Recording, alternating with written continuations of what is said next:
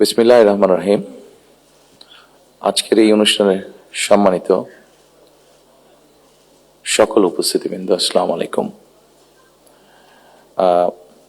প্রথমেই আমি আপনাদের সকলকে, সম্পাদকবৃন্দ, সাংবাদিকবৃন্দ, সংবাদপত্রের মালিকবৃন্দ সহ বীর সাংবাদিকবৃন্দ সহ যারা উপস্থিত আছেন, প্রথমেই আপনাদের সকলকে আন্তরিকভাবে আমি ধন্যবাদ জানাতে চাই। আমি দেশে আসার পরে খুব স্বল্পতম সময়ে এই অনুষ্ঠানটি আয়োজন করেছি এবং আপনারা যে কষ্ট করে অনুষ্ঠানে এসেছেন তার জন্য আমি আন্তরিকভাবে আমার এবং দলের পক্ষ থেকে আমি ধন্যবাদ জানাতে চাই। সম্মানিত উপস্থিতিবৃন্দ, যারা এখানে এই মঞ্চে এসে একটু আগে বক্তব্য রেখেছেন, তাদের সকল বক্তব্য থেকে খুব পরিষ্কারভাবে কয়েকটি জিনিস বোধহয় ফুটে উঠেছে, অর্থাৎ আগামী দিন, ফিউচার। এবং ফিউচারটাকে যদি আমরা 2-3 ভাগে ভাগ করি তাহলে একটি দেখতে পাচ্ছি, সেটি ব্যক্তি হিসাবেই হোক অথবা একজন সংবাদ কর্মী হিসাবেই হোক, আপনার স্বাধীনতা, আপনার নিরাপত্তা। আমরা আরেকটি জিনিস মনে হয় আমার চোখে যেটা পড়েছে যারা বক্তব্য রেখেছেন, সেটি হচ্ছে যে গণতান্ত্রিক বা রাজনৈতিক যে অধিকারটি মানুষের, আপনার, আমার, আমাদের সকলের, সেটির ব্যাপারে একটা কনসার্ন সকলে এক্সপ্রেস করেছেন। এবং খুব সম্ভবত একজন বক্তাই এখানে একটি কথা বলেছেন, সেটি হচ্ছে যে আগামী দিন, ফিউচারটা কেমন হবে। আমি দেশে অনেকদিন থাকতে পারিনি, কি কারণে সে প্রসঙ্গে গেলাম না, আপনাদের কম বেশি ধারণা আছে। তবে সারাক্ষণই দেশের সাথে আমার যোগাযোগ ছিল। দেশের মানুষের সাথে কি হয়েছে, এখানে মাহমুদুর রহমান সাহেব বলেছেন একটি উদাহরণ দিয়ে, ওনার প্রতি পূর্ণ সম্মান রেখে আমি বলতে চাইছি, ওনার সাথে ওনার রক্তমাখা ছবি এখনো আমার চোখের সামনে ভাসে। কাজেই ওনার সাথে কি হয়েছে আমি যেমন জানি, রুহুল আমিন গাজী সাহেবের সাথে কি হয়েছে, যেভাবে উনি মৃত্যুবরণ করেছেন জেলের মধ্যে, সেটি আমি জানি। এবং সবচেয়ে বড় বিষয় হচ্ছে আমার 60 লক্ষ নেতাকর্মী, এবং তার থেকে আরেকটি হৃদয় বিদারক আমার জন্য হচ্ছে, সেটি হচ্ছে আমার মায়ের সাথে কি হয়েছে। কাজে এই ঘটনাগুলো যদি আমরা সকলে সবগুলোকে এক করি, তাহলে যারা দেশে ছিলেন আপনারা, তারা অবশ্যই আমার থেকে একটু বেটার ভালো জানবেন। তবে আমি একদম যে জানি না বোধহয় বিষয়টি তা নয়, আমার একটি ধারণা আছে। সম্মানিত উপস্থিতিবৃন্দ, যে কথাগুলো প্রায় সকলেই বলে গিয়েছেন, এই কথাগুলো যদি আমরা আলোচনা করাই যাবে অনেকক্ষণ ধরে। আপনারা আপনাদের মূল্যবান সময় ব্যয় করে এখানে এসেছেন। আমি এই কথাগুলোর মধ্যে থেকে একটু সরে এসে কিছু কথা বলতে চাই। আমাদের সমস্যা ছিল, আমাদের সমস্যা আছে। অবশ্যই আমরা 5ই আগস্টের আগে ফিরে যেতে চাই না। আমি আমার অবস্থান থেকে যদি চিন্তা করি, আমার এক পাশে 1981 সালের একটি জানাজা, একই সাথে আমার এক পাশে 2025 সালের 31 ডিসেম্বর একটি জানাজা, আর আমার আরেক পাশে 2024 সালের 5ই আগস্টের একটি ঘটনা। কাজে আমার মনে হয় এটি শুধু বোধহয় আমার একার জন্য নয়, যারা আমার দলের নেতা কর্মী সদস্য এবং সামগ্রিকভাবে পুরো দেশের মানুষের সামনে বোধহয় এই দুটি উদাহরণ বোধহয় সবচাইতে বাদ বিবেচনা করার জন্য সবচাইতে ভালো উদাহরণ, যে আসলে 5ই আগস্টে ফিরে যাওয়ার কোনোই কারণ নেই আমাদের। প্রিয় উপস্থিতিবৃন্দ, হিংসা, প্রতিশোধ, প্রতিহিংসা একটি মানুষ, একটি দল বা যেভাবেই আমরা বিবেচনা করি, তার পরিণতি কি হতে পারে আমরা দেখেছি 5ই আগস্ট। এবং আমি সেজন্যই সকলকে অনুরোধ করব, দলমত নির্বিশেষে আমাদের মধ্যে মত পার্থক্য থাকবে, কিন্তু আমরা যদি চেষ্টা করি তাহলে সেই মত পার্থক্যের মধ্যে রেখে আলোচনার মাধ্যমে সেটি অনেক সমস্যার সমাধান হয়তো আমরা বের করে আনতে সক্ষম হব। কিন্তু কোনোভাবেই সেটি যাতে মত বিভেদের পর্যায়ে চলে না যায়। মত বিভেদ হলে জাতিকে বিভক্ত করে ফেললে কি হতে পারে আমরা দেখেছি। আজকে সেই জন্যই অনেকের মুখে অনেক হতাশার কথা আমরা শুনি, কিন্তু তারপরেও আশার কথা হচ্ছে যে তাদের কাছে ভবিষ্যতের চিন্তাও আছে, ভবিষ্যতের পরিকল্পনা আছে। এখানে একজন বক্তা বলেছেন, পানির কথা বলেছেন। ওনার সাথে আমার কিছুদিন আগে কথা ছিল, ওনার সামনে আমি আরও বিষয় তুলে ধরেছি। আমার দেশে ফিরে আসার পরে আমি যে কবার আমার বাইরে যাওয়ার একটু বেশি সুযোগ হয়েছে, আমি সাভারে গিয়েছিলাম, আরও কয়েকটি জায়গায় গিয়েছিলাম। আমার কাছে মনে হয়েছে নতুন প্রজন্ম একটি গাইডেন্স চাইছে, নতুন প্রজন্ম একটি আশা দেখতে চাইছে।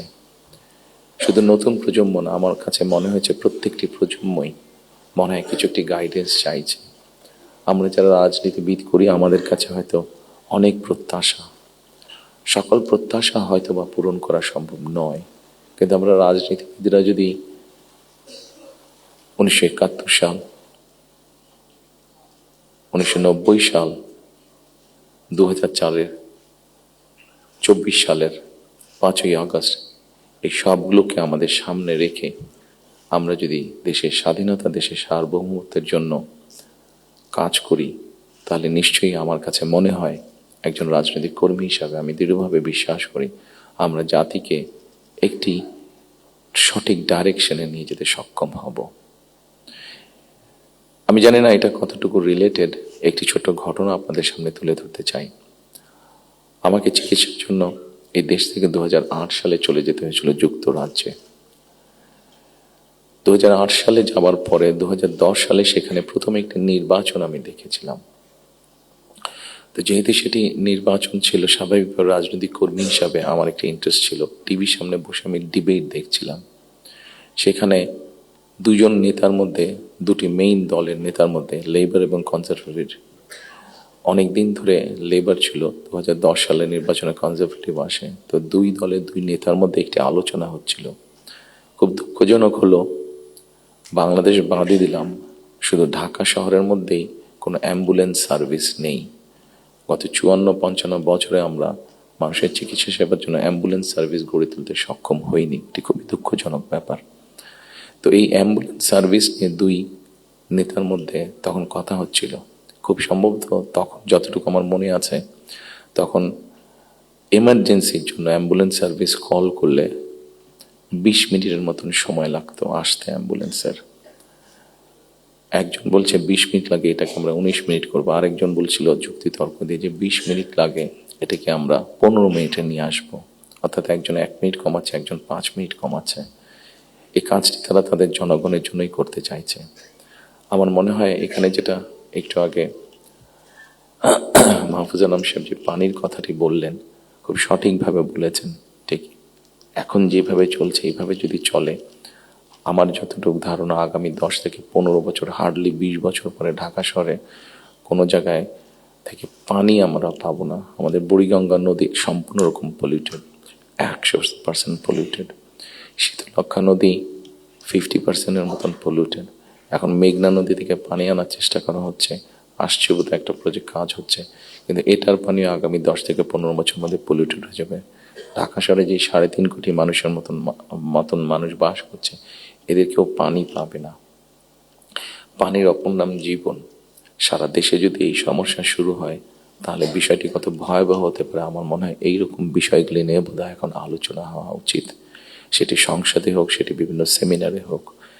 কারণ তা না হলে একটি ভয়াবহ ভবিষ্যৎ আমাদের সামনে অপেক্ষা করছে হয়তোবা, which is very unwanted.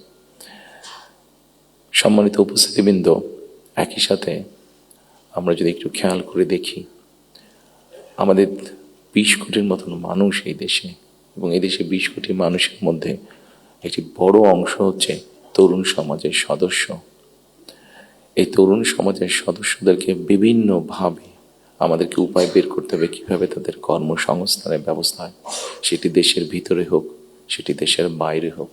আমরা যদি এটি সক্ষম না হই এই কাজটি করতে, তাহলে আমরা 5ই আগস্ট বলি, 90-এর আন্দোলন বলি, 1971 সালের স্বাধীনতা যুদ্ধ বলি, আমাদের মনে হয় খুব সম্ভবত প্রত্যেকটি প্রত্যাশা ধ্বংস হয়ে যাবে। এখানে একজন সংবাদকর্মী, নারী সংবাদকর্মী, নারীর নিরাপত্তা বা নিরাপত্তা নিয়ে কথা বলেছেন উনি। আমরা মনে করি নিরাপত্তা শুধু নারীর না, নারী পুরুষ উভয়ের ক্ষেত্রে হওয়া উচিত।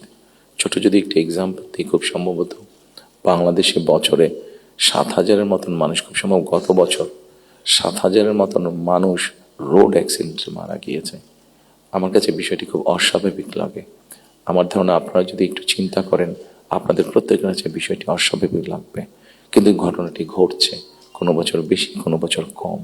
এই অস্বাভাবিক ঘটনাটি কেন ঘটবে?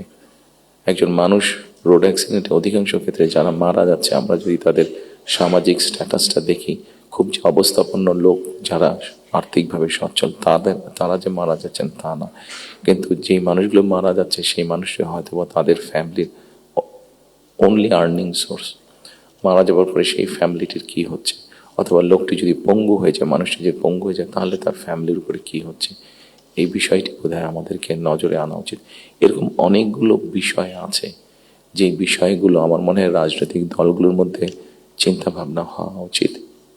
এখানে শাইখ সিরাজ সাহেব বসে আছেন, ওনার একটি বিখ্যাত প্রোগ্রাম আছে কৃষি সংক্রান্ত। কৃষকদের কি অবস্থা এখন, সেই বিষয়টি বোধহয় আমাদেরকে বিবেচনা করা উচিত। উনি ভালো বলতে পারবেন। আমার যতটুকু ধারণা আছে যে মানে সরাসরি জমিতে কৃষিকাজের সাথে জড়িত জমির মালিক এরকম কৃষকের সংখ্যা প্রবাবলি 1.5 কোটির মতন সারা বাংলাদেশে, 1,50,00,000-এর মতন। এর মধ্যেও ডিফারেন্ট ক্যাটাগরির কৃষক আছে।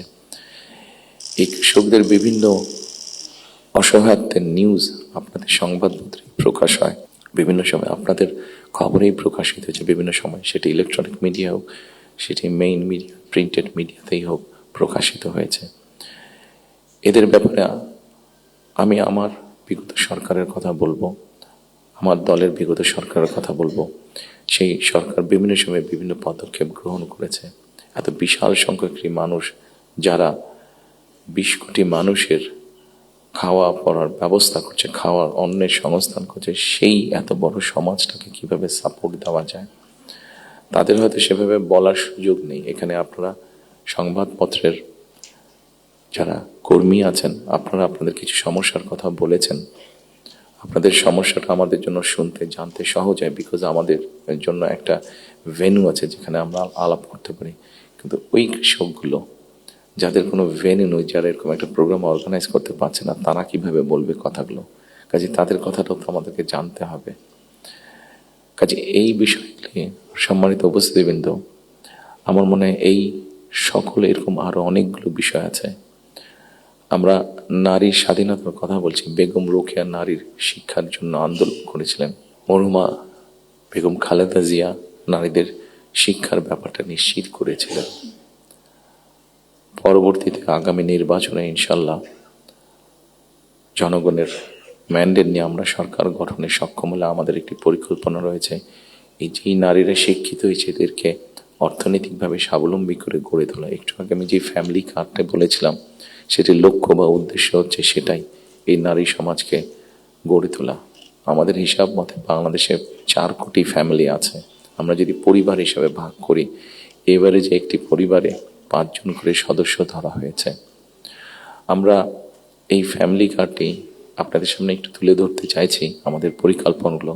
কারণ এখানে একজন সাংবাদিক উল্লেখ করেছেন যে 25 তারিখে যখন আমি এসেছি, আমি একটি কথা বলেছিলাম মার্টিন লুথার কিং এর মতন, আই হ্যাভ এ ড্রিম, যেমন বলেছিল 62 বছর আগে মার্টিন লুথার কিং। আমি বলেছিলাম আই হ্যাভ এ প্ল্যান। সেই প্ল্যানের মধ্যে একটি অংশ আছে বাংলাদেশের যে হাফ পপুলেশন নারী, তাদেরকে ঘিরে, এবং সেটি হচ্ছে ফ্যামিলি কার্ড।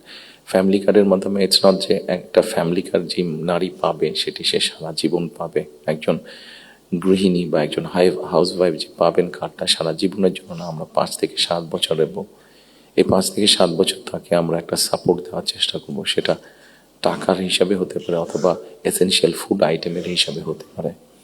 কারণ আমরা দেখেছি যে একজন নারী বা একজন স্ত্রীকে বা একজন গৃহিণীকে যদি একটি সাপোর্ট দেওয়া হয়, সেটি সে তার ফ্যামিলির জন্য সঠিকভাবে খরচ করে দেন একজন পুরুষ।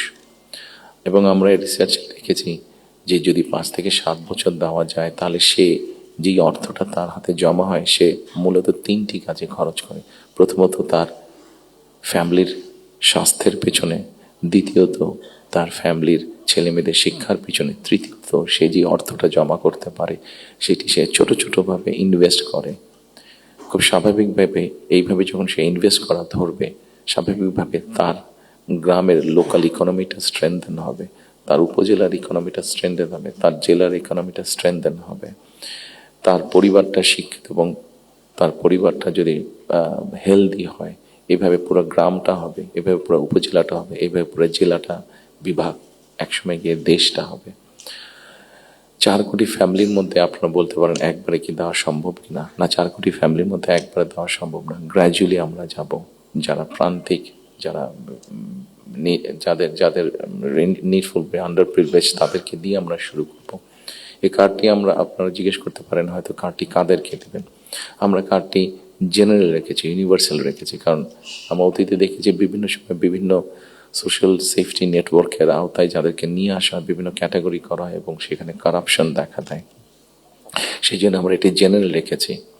এটি একজন গ্রামের কৃষকের স্ত্রী যেমন পাবে, ইমাম সাহেবের স্ত্রী যেমন পাবে, প্রাইমারি স্কুলের শিক্ষকের স্ত্রী যেমন পাবেন, ঠিক একইভাবে ডিসি সাহেবের স্ত্রীও পাবেন, এসপি সাহেবের স্ত্রীও পাবেন। তবে আমরা দৃঢ়ভাবে বিশ্বাস করি ডিসি সাহেবের স্ত্রী বা এসপি সাহেবের স্ত্রী নিশ্চয়ই ওনারা নেবেন না, কারণ ওনাদের ওটি প্রয়োজন হবে না।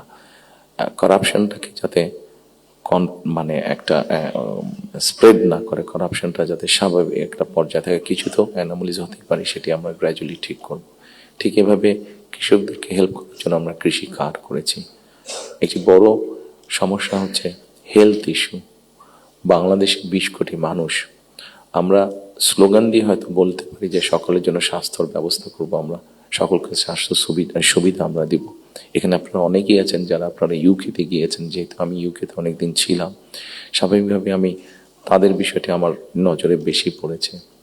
তাদের ওখানে বৈধভাবে যে কোনো মানুষ থাকে, তাকে তারা পূর্ণ হেলথ সার্ভিস দেয়, সেটা যে কোনো ধরনের, সেটা বাইপাস হোক, কার্ডিয়াক হোক, ক্যান্সার হোক, সব রকম চিকিৎসা তারা দেয়।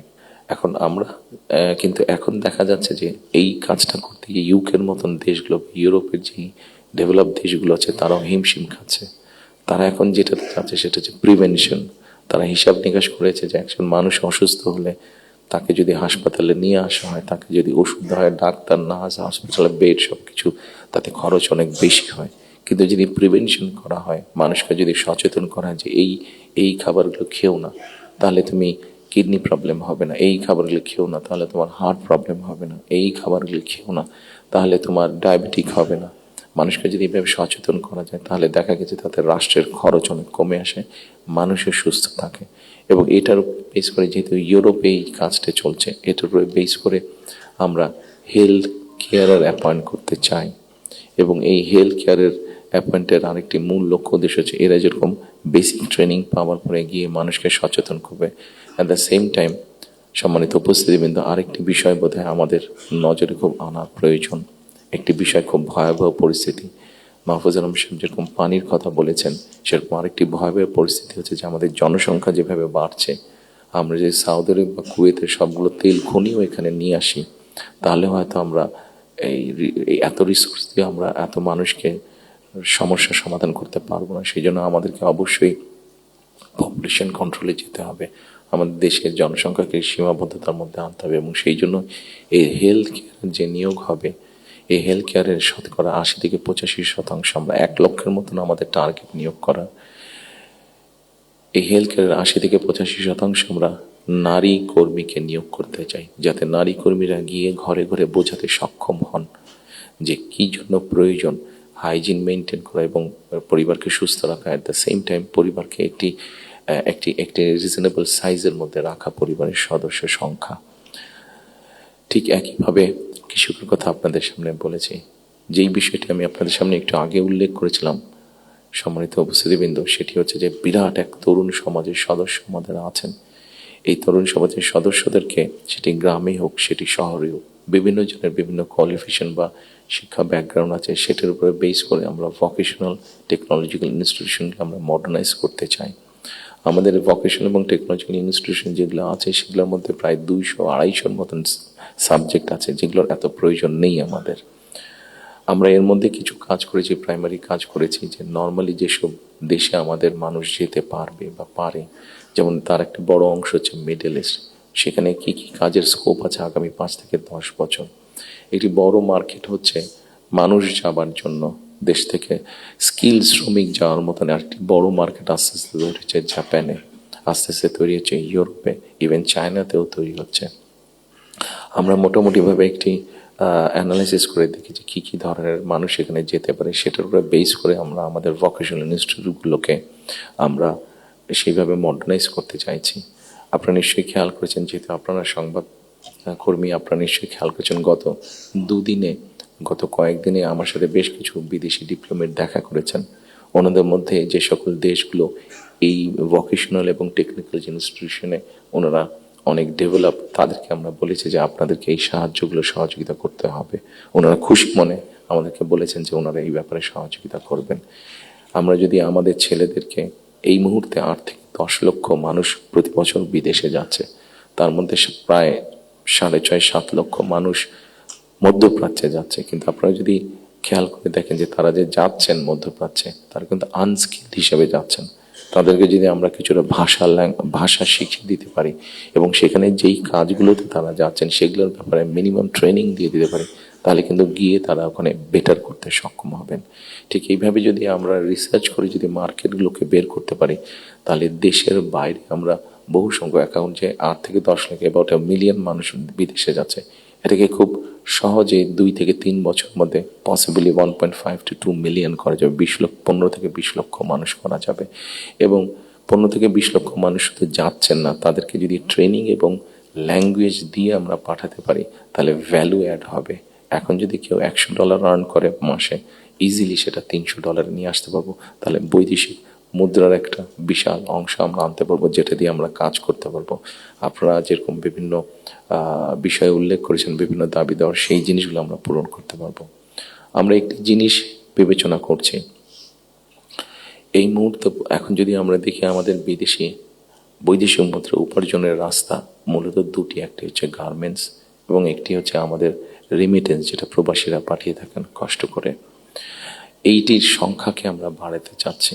আমরা একটি চিন্তা ভাবনা করেছি, এর মধ্যে নিজেদের মধ্যে আমরা আলাপ করেছি যে যে কোনো উদ্যোক্তা যদি একটি ইন্ডাস্ট্রি বা ফ্যাক্টরি সেট করেন, যেটির শতকরা 100 ভাগ পণ্য বিদেশে রফতানি হবে।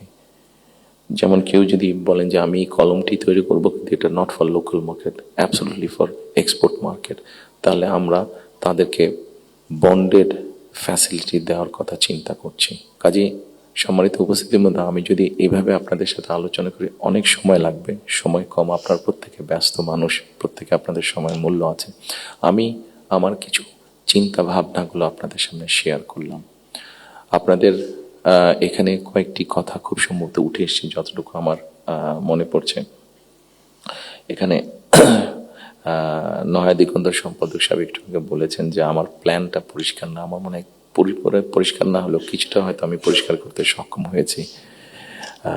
আরও কিছু প্ল্যান আছে আমাদের, যেমন কর্মসংস্থানের ক্ষেত্রে আরেকটি প্ল্যানের কথা আপনাদেরকে উল্লেখ করি। যেমন আইটি সেক্টরে আমাদের অনেক ইয়াং ছেলে মেয়ে আছে যারা আইটি সেক্টরে কাজ করছেন। আমরা স্বৈরাচারের সময় দেখেছি বাংলাদেশের বিভিন্ন জায়গায় আইটি পার্কের নামে কতগুলা বড় বড় বিল্ডিং তৈরি করা হয়েছে। কিন্তু এখনই আমি কিছু পত্রিকার পাতায় নিউজ দেখেছি, গত 2-1 বছর আগেও নিউজ দেখেছি, 2-3 বছর আগে নিউজ দেখেছি, যে এই পার্কগুলো অনেক ক্ষেত্রে দেখা যাচ্ছে যে অসামাজিক কাজ হচ্ছে, অথবা সেখানে কমিউনিটি সেন্টার হচ্ছে। অর্থাৎ আইটি পার্ক বলতে যাবো যে তার বিন্দু কোনো কিছুই সেখানে নেই। প্রিয় সম্মানিত উপস্থিতিবৃন্দ, আমরা এই আইটি পার্কগুলোকে একটু ডিফারেন্টভাবে নিয়ে আসতে চাইছি। আমাদের বিভিন্ন জায়গায় যে এই আইটি পার্কগুলো আছে, এই আইটি পার্কগুলোকে আমরা ওই এলাকায় যদি আমরা বের করতে পারি, আমাদের তরুণ সমাজের কারা কারা আইটিতে কাজ করছেন, অনেকেই কাজ করছেন। কেউ কাজ করছেন ডাটা প্রসেসিংয়ে, কেউ কাজ করছেন হয়তো কোনো রকম ডিজাইনিংয়ে, কেউ কাজ করছেন হয়তো অনলাইন শপিংয়ের, শপিং মানে অনলাইন ট্রেড করছেন অনেকে। আমাদের একটা চিন্তা ভাবনা আছে যে এই মানুষগুলোকে একত্রিত করে আমরা ওই আইটি পার্কগুলোকে ফ্রি ওয়াইফাই দেবো এবং তাদেরকে ছোট ছোট স্পেস করে তাদেরকে অফিস করে দেবো। এখন হয়তো তারা হলে যারা থাকছেন, যদি স্টুডেন্ট হয়ে থাকেন হলে বিছানার উপরে কাজ করছে, তাহলে মেসে থাকলে মেসের ওই ছোট্ট কোনায় কাজ করছে, অথবা বাসায় থাকলে হয়তো বিছানার উপরে বসে কাজ করছে, অথবা ছোট্ট একটা টেবিল চেয়ার নিয়ে কাজ করছে। কিন্তু আমরা যদি তাদেরকে একটা স্পেস করে দিতে পারি, তাহলে কিন্তু তারা তাদের বিজনেসটা অনেক ফ্লরিশ করতে পারবে এবং স্বাভাবিকভাবে তার বিজনেস যখন ফ্লরিশ হবে, সে তখন আরও হয়তো তার মতন আরও কয়েকজনকে একসাথে নিয়ে আরও একটু বড় কোম্পানি করবে। অর্থাৎ এই সবগুলো সম্ভাবনার কথা বলছে এবং এই সম্ভাবনার কথাগুলো অবাস্তব নয়। আমরা চেষ্টা করলে এই সম্ভাবনাগুলোকে আমরা বাস্তব রূপ দিতে পারবো। ঠিক একইভাবে আজকাল ফেসবুকে গেলে অথবা টিকটকে গেলে আমরা দেখি আমাদের তরুণ সমাজের সদস্যরা অনেকে অনেক প্রতিভাবান, বিভিন্ন রকম কন্টেন্ট তারা মেক করছেন। এই কন্টেন্ট মেক করতে গেলে সরকারের কিছু পলিসি আছে, যে পলিসিগুলো ঠিক করতে পারলে তাদের জন্য বেটার হবে, তাদের ইনকামটা বেড়ে যাবে।